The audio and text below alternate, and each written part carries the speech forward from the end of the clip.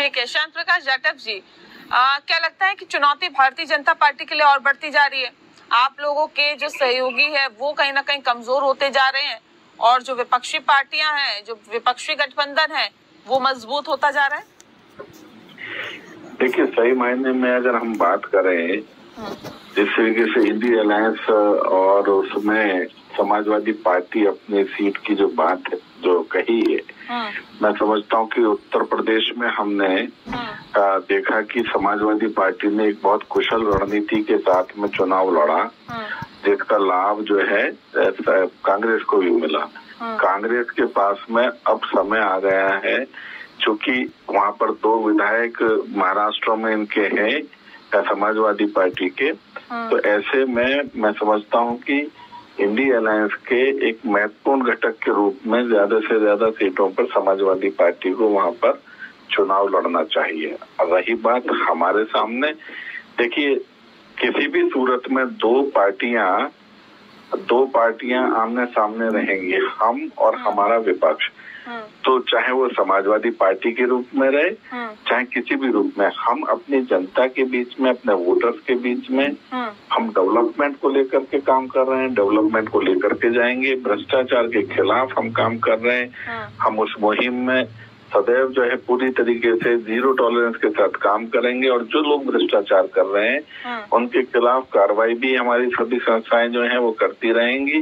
उन्हें किसी भी सूरत में रोकने का प्रयास नहीं, बल्कि उनको पूरी छूट दे करके भ्रष्टाचार खत्म करने का प्रयास किया जाएगा। और इसी आधार पर जो डेवलपमेंट है और जिस तरीके से आगे आने वाले समय में भारत तीसरी इकोनॉमी बनने की तैयारी में, उसमें महत्वपूर्ण रोल जो है महाराष्ट्र का भी रहने वाला है, तो उसके सभी चुनावों में हमारी भागीदारी जो है वहाँ के जनता के बीच में एक बेहतर तरीके से काम करने की रहेगी। और मुझे लगता है वहाँ की जनता जो है हमारे वोट को, हमारे प्रत्याशियों को भारी बहुमत से जिता करके और सत्ता में बनाए रखेगी। ठीक है श्याम प्रकाश जाटव जी, देखिए कहा जाता है ना कि बंद मुट्ठी लाख की और खुल जाए तो खाक की। ये बंद मुट्ठी और उसी यूनिटी के साथ अब चुनाव लड़ने की बात कर रही है इंडिया ब्लॉक। अब ऐसे में समाजवादी पार्टी भी कह रहे कि देखिए हम भी यहाँ पर अपनी किस्मत आजमाएंगे, 2 विधायक ऑलरेडी उनके हैं। ऐसे में क्या लगता है कि एक बड़ी चुनौती भारतीय जनता पार्टी के सामने होगी, क्योंकि अजीत पवार गुट की अगर हम बात करें तो वहाँ शरद पवार के साथ बातचीत करना, नेताओं के साथ बातचीत करने का सिलसिला चल रहा है। यानी कि जो अजीत पवार की पार्टी है कमजोर होती हुई दिखाई दे रही है। 4 जो नेताओं ने इस्तीफा दिया, वो भी एक बड़ा लॉस अजीत पवार को है। तो ना सिर्फ अजीत पवार को बल्कि एनडीए को लॉस है। नेता अगर छोड़ के जा रहे हैं तो एनडीए को लॉस है ना वो तो। अब ऐसे में यहाँ पर एकजुटता दिखाई जा रही है, वहां पर लॉस पे लॉस हो रहा है। ये जो बीच का डिफरेंस है, इसे कैसे देखते हैं आप श्याम प्रकाश जाटव जी?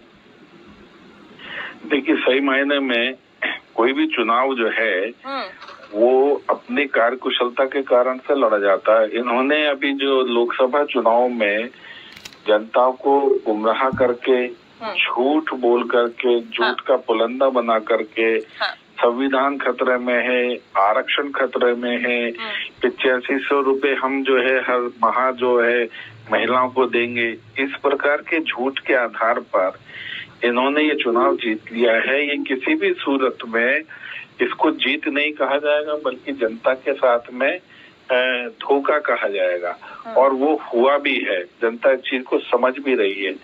हमने सभी प्रदेशों में जहां मतलब हमारी सरकारें नहीं है, वहां पर भी हमने पूरी निष्पक्षता के साथ काम किया।